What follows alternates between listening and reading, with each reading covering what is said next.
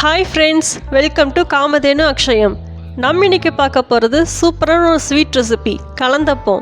எப்படி பண்ணுறதுன்னு பார்க்கலாங்க.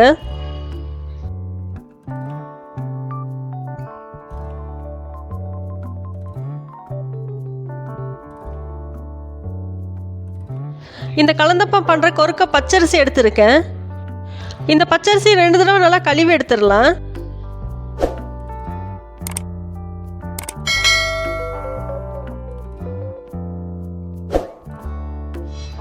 ரெண்டு தடவை நல்லா கழுவிட்டேன். இப்போ கொஞ்சமாக தண்ணி ஊற்றி இது 4 மணி நேரம் போல் ஊற வச்சிடலாம்.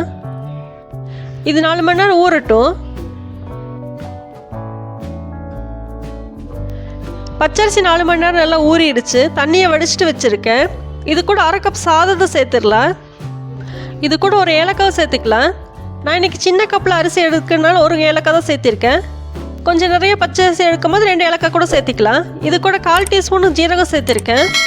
ஸ்வீட் ரெசிபிக்கு ஜீரக ஃப்ளேவர் பிடிக்காதுன்னா நீங்கள் ஜீரகம் சேர்த்துக்க வேண்டாம், ஸ்கிப் பண்ணிக்கலாம். இது கூட 1/4 இன்ச் அளவுக்கு சுக்கு சேர்த்துருக்கேன். இது தோல் சீவின சுக்கு தான். இதையும் சேர்த்து அரைச்சிடலாம். இது கூட கொஞ்சமாக தண்ணி சேர்ந்து இட்லி மாவு பார்த்து கரைச்சிடலாம்.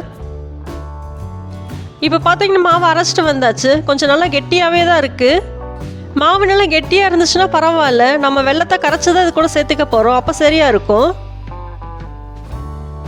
நம்ம எந்த கப்பில் அரிசி எடுத்தோமோ அதே கப்பில் 1 கப் அளவுக்கு துருவின வெல்லம் எடுத்திருக்கேன். இது சும்மா கரைச்சி எடுத்தால் போதும். இது கூட 1/2 கப்புக்கு தண்ணியை சேர்த்து கரைச்சிடலாம். இது கம்பிப்பதம் பாகுப்பதம் எதுவுமே தேவையில்லை, சும்மா கரைஞ்சா போதும்.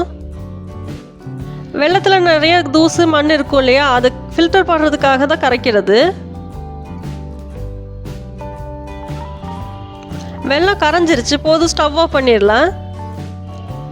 இப்போ மாவுக்கு கொஞ்சமாக ஆப்பசோடா சேர்த்துருக்கேன். 1/4 டீஸ்பூனுக்கும் கம்மியாக தான். கொஞ்சமாக பிஞ்ச் ஆஃப் சால்ட் சேர்த்து கலந்து விட்டுறலாம். இப்போ வெள்ளை கரைச்சல் இது கூட ஃபில்டர் பண்ணி சேர்த்துடலாம். இப்போ மாவோட பதம் கரெக்டாக இருக்கும்.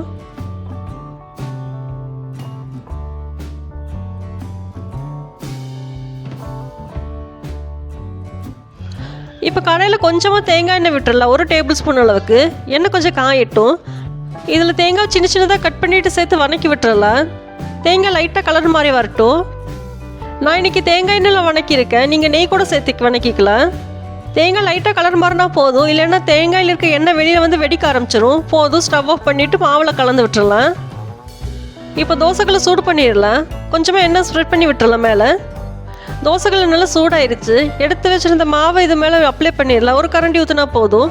இது ஸ்ப்ரெட் பண்ணி விடணுங்கிறது வேண்டாம். இதை வந்து ஊத்தப்பம் மாதிரி ஊற்றிடலாம்.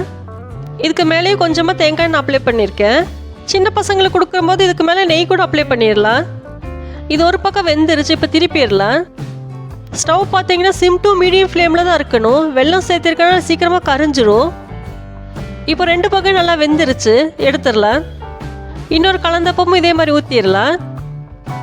இது பார்த்தீங்கன்னா ஸ்நாக்ஸ் ரெசிபி தான். இதை டிஃபன் மாதிரியும் சாப்பிட்லாம். ரொம்ப ஸ்வீட் இல்லாதனால திகட்டாது. நல்லா ஃபில்லிங்காகவும் இருக்கும்.